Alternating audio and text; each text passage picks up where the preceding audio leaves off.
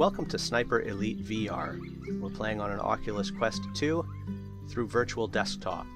Before we get started, take a minute to click the S in the corner to subscribe. Heading for 10,000 subscribers, and I'd love for you to be one of them. Also like, share, leave a comment, let me know what you think of the video, or the game, or any tips or tricks you have for Sniper Elite VR. With that being said, let's get into it. In this video, I'm going to be going over some of the basics of the game, as well as some tips and tricks to help you along.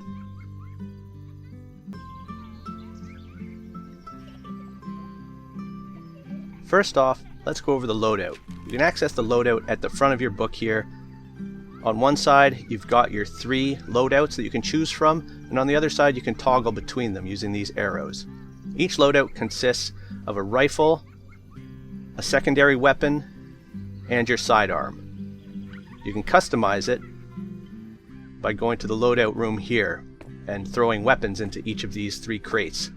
As I said, each one can contain a rifle, a sidearm, and a secondary weapon such as a machine gun, a shotgun, a trench gun. And then you save by gripping that box on the side. You can do that for each of the 3 crates, and then you can quickly switch between those 3 loadouts in the book at the farmhouse.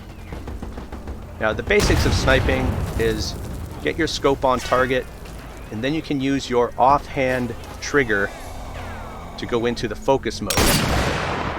When in focus mode, you're going to see a red diamond that indicates where your shot will land. Time will slow down a bit, and you can take the shot. So remember, you don't want to put your reticle on the target in focus mode. You want to put that red diamond. Now focus mode can take a second or 2, and later in the game that second or 2 spin up for focus mode. It's going to be too long. You're going to have enemies ducking down before you can actually get into focus mode, and then you're just going to have to take shots with reflex mode. Basically not going into focus, just getting your scope on target, estimating the droppage, and pulling the trigger. Also in the game you're going to see red items. Those are explodables. They're peppered throughout the game. And usually I'll aim for those if I run out of time or if there's a group of enemies.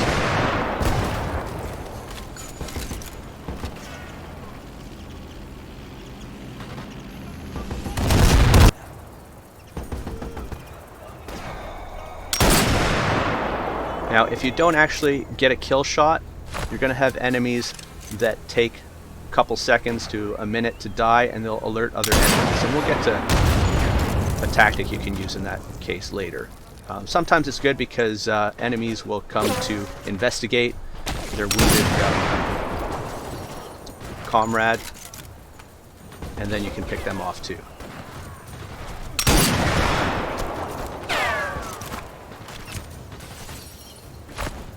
So with grenades, a lot of times they won't throw as far as you want them to, so just be aware before you pull the grenade off your belt of the distance, and obviously you want to aim for groups of enemies with grenades.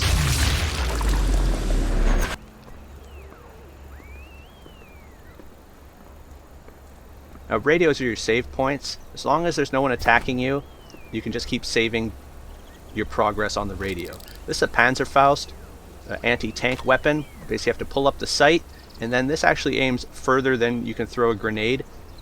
So these are really great weapons, and generally when you see them stacked up like that, there's going to be a vehicle coming in. So here I target the truck, and we get a bunch of kills on the truck. They're single use, so you just have to grab another and then target another group of enemies.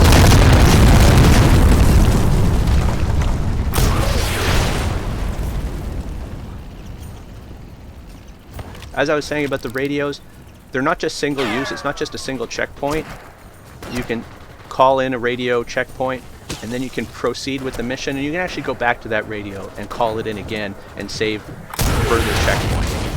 It's not so much a set checkpoint of saving your progress wherever that progress happens to be. So you can go ahead, you can kill a couple enemies, and then you can go back and call it in on the radio and save that progress.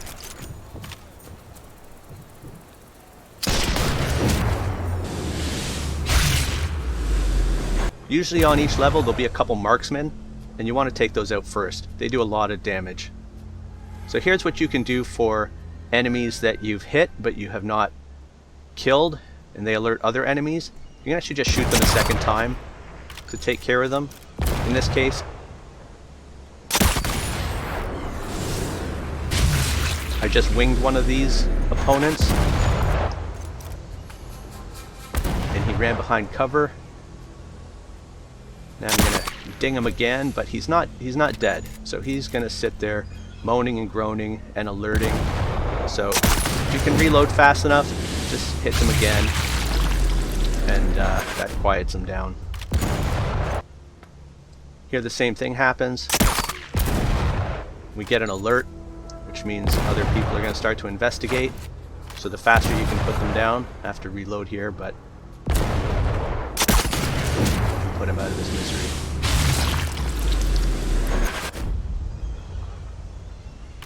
So generally you don't have to worry about ammo for the rifles. There's plenty in the games, but the machine gun runs out of ammo really quickly if you're actually in a firefight. So one way that you can get ammo is from enemies that you've taken out. If they've dropped a weapon, you can actually pull the magazine out of those weapons and take that ammo.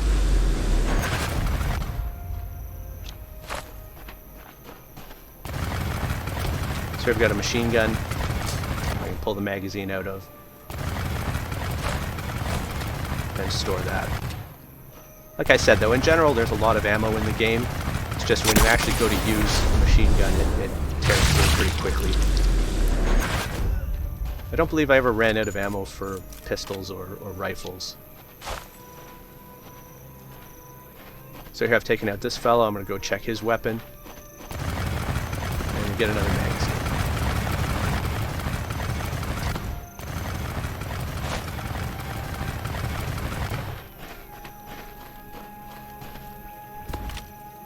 As you might expect, there's basically two modes of operation in this game. You've got stealth and all-out guns blazing, and often one will turn into the other.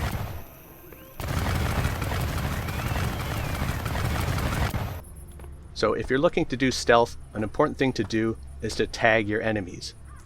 So you can do this by getting an enemy in the crosshair and then pressing the first button on your gun hand controller. On the Oculus Quest, on the right hand, that's the A button. So you can see here, as I get them in the crosshair, I tag them and we get these little chevrons. Now the chevrons indicate their rank as well as their alert level. White means they're not alert, yellow means they're alert, and then it turns to like an orange-red when they've detected you. So the extra chevrons means he's an officer, and then you'll see a marksman icon here from the sniper I'm about to tag. Now by tagging enemies, see one of them just alerted, it turned to yellow there, so I can see where he goes, make sure he's not coming up too close. He saw me as I was trying to tag the marksman. But levels can become a lot easier once you've tagged all the opponents. To be honest, I didn't use this much in my playthrough. But certainly if you want to do kind of a careful, measured approach, this would be the way. So I saw that chevron, he was coming up the stairs. I can see his position now, so I'm going to back off.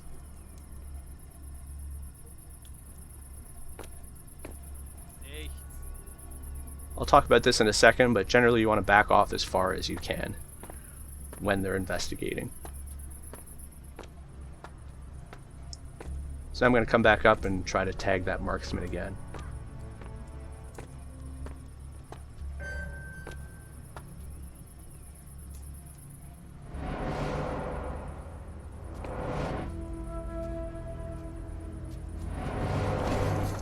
So there you can see what the marksman tag looks like.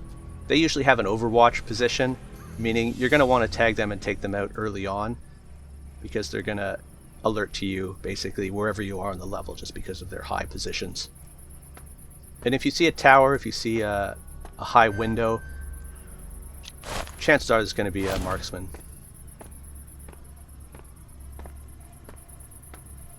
So now with everyone tagged, or most people, I think there's maybe one or two still untagged on this level. or this area.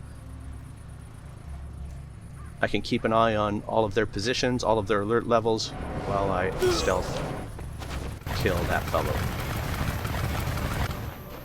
So as I was saying, when enemies alert and they do investigations, you want to back off as far as possible.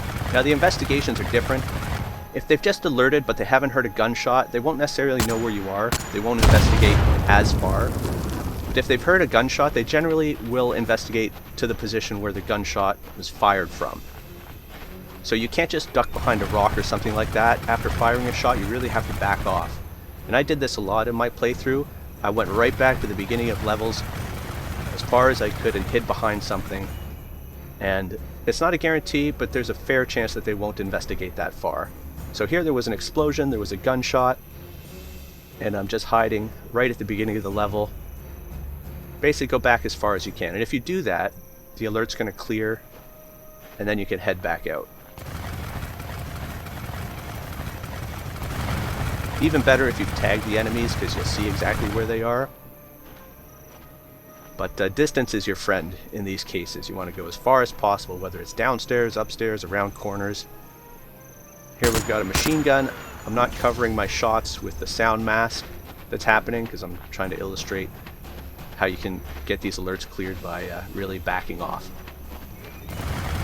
So this is time consuming, but I mean that's what a sniper game really is. I mean a sniper game's not using a machine gun, but in this case we can actually use the machine gun, and as long as we back off, wait enough time, we can head back out. So here we've taken out 2 opponents with no sound cover, and we've just backed off and waited for the alert to clear.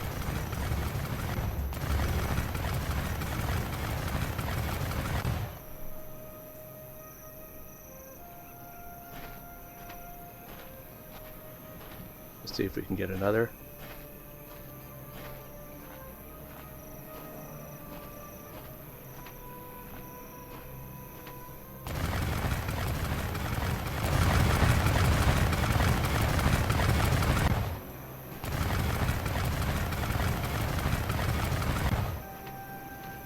Eventually, once you've taken out all of the opponents in an area, the alert will clear right away after you kill the last opponent.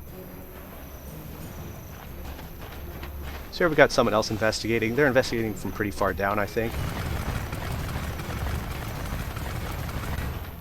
But like I said, better safe than sorry.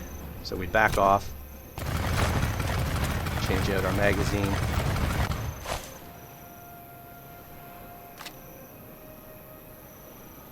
And we're safe. So when it comes to stealth kills, melee kills are really fun, not always practical, but the trick to melee kills is don't be seen and don't be heard. So you want to move so slow as to not hear the footsteps of the character. You got to watch out for things like corners you might get caught on, and you got to watch out for things like puddles, because you will splash with your footsteps, and that's going to alert the opponent. And then it's always good to actually hit the opponent with the weapon. It sometimes works if you just jab them with the weapon, but not always. So to be sure, you want to hit them. Now if they do alert, a lot of times you can still take them out, but you're going to get an investigation from anybody else in the area.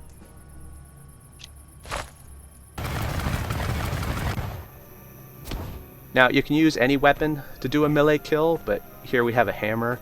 There's a couple of these in the game. It's really just to have some fun with, because it's no different than using a pistol or a rifle to do a melee kill.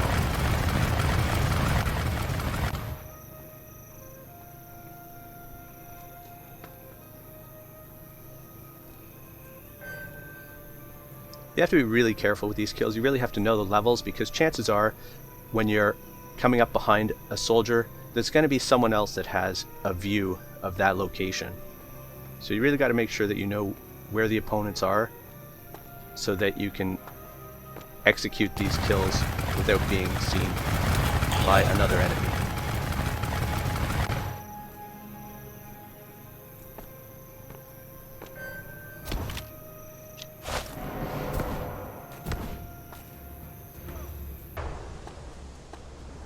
Here we've got a marksman we're coming up behind. I've got the Welrod, which is a silenced, I guess you could call it bolt action. It's a very unique weapon, and you'll get used to it in this game.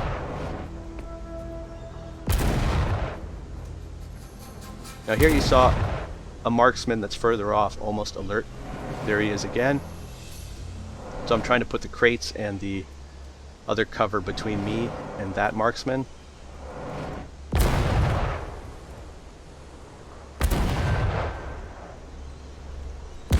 Now if the sound is masked, you can actually rush up quicker than the crawl, because it's really the sound that alerts them, not the movement. So if you do have sound masking, whether it's a sabotage generator or guns, then you can really just run up on somebody and whack them in the head like that.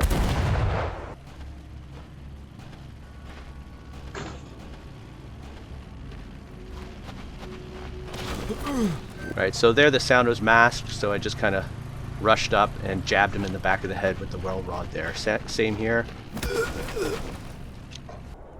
So every once in a while you get a chance to do melee kills. Now one thing you can do with your magazines is, there we had 7 rounds, we have one in the chamber, so if I swap out the magazine, throw it on the floor, put another one in, we actually get 8 rounds in the weapon. So this is good to do at the beginning of the level.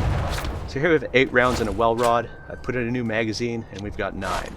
Then I can pick up the magazine missing one, put it in my ammo pouch, and we get that ammo back. So here's another Welrod, we got 8, put one in the chamber, toss the magazine, put a new magazine in, we get 9. So there we got fully loaded. I like to do the dual Welrods here because it looks cool, and you kind of get a quicker second shot if you miss with the first Welrod. I don't know how practical this is really, but it's fun. So anytime you got a half-empty magazine, you can actually pop it out, throw it on the ground, put a new one in, and then pick it up. It's always good to go around with full magazines.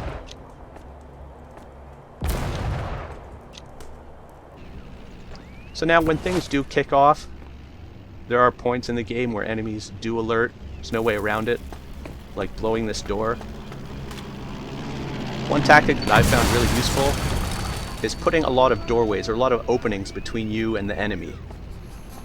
Like this angle here, we're shooting through, I think, 3 doorways, and it becomes really easy to take them out because they kind of stack up in these areas trying to shoot you, and they have more trouble than usual shooting through this many doorways.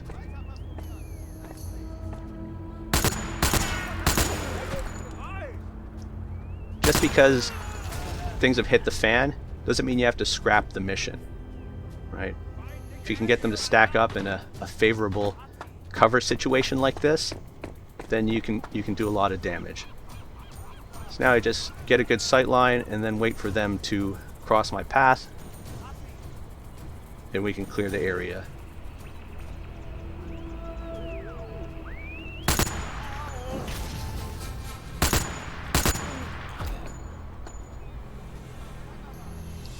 So again, back off, let them come to you.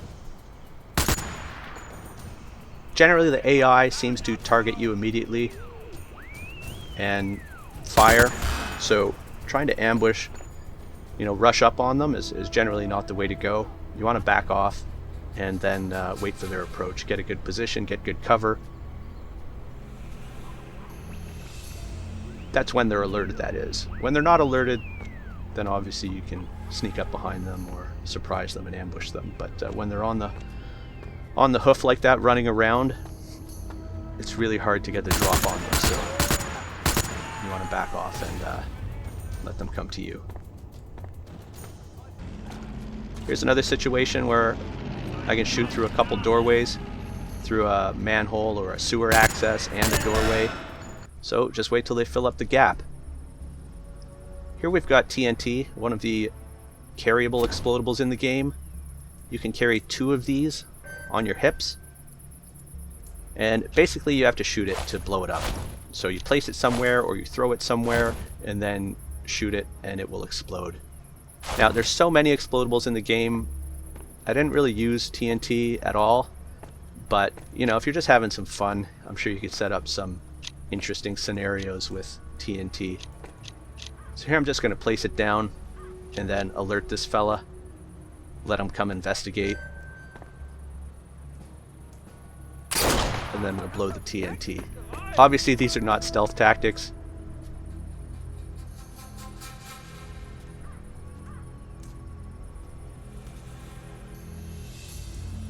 When you want them to investigate, they take their sweet time.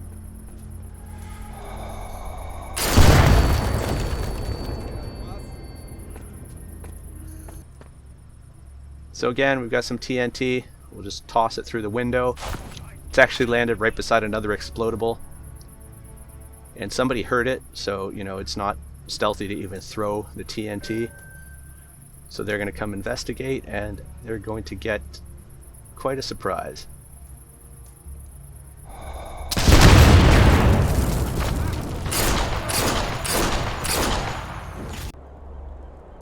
So another piece of equipment in the game are these trip mines, which again I didn't use very much, but they're more of a niche. I mean, set up some traps, have some fun. It's the replayability in the game, I guess. What you want to do is hold the mine with one hand, you grab the spike with the other, and then you can just throw them down. Now, you walking through them is not going to set them off. If you want to shoot the mine portion, it will set it off, and they will set each other off. So if you put down multiples too close, they will all blow up at once. But you can set them up far enough apart and they won't.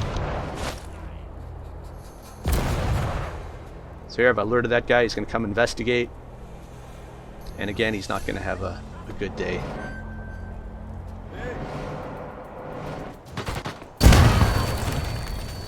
So I think I got 2 of them there actually.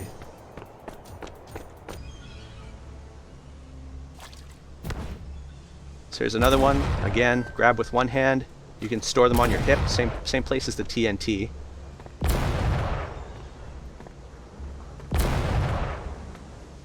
And this time we're gonna try to take out this marksman again.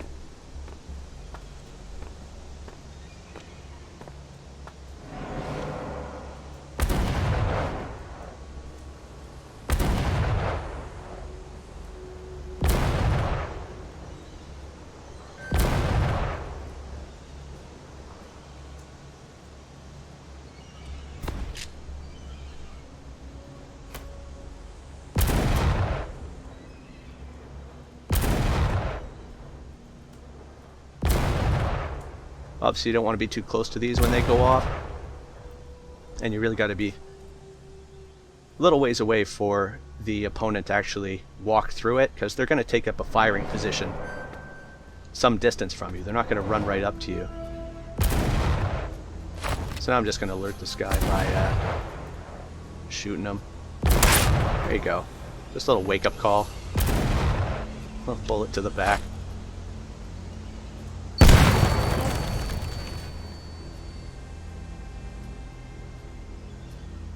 Now, you can throw these pretty far. It doesn't have to be just on the ground in front of you. You can throw them off of ledges onto other levels. Now, how useful that is, I'm not sure. You can experiment. Let me know if you found fun ways to use trip mines. It seems like there's possibilities. I haven't really sorted them all out yet. But here I'm just going to go ahead and toss one off the balcony here. You want to throw the grenade portion first, and then you just drop the spike. So now I mentioned explodables in the game. Enemies carry grenades, and I was going to have a tip that said, hey, you can shoot those grenades, but honestly, it's so inconsistent and so difficult. I'm going to recommend don't try to shoot the grenades. I tried to shoot this grenade. I lost count of how many times. Now, obviously it's a distance thing. But as you can see, it's really finicky. Half the time the grenade just kind of shot off, you know, to the left there from him. It didn't explode.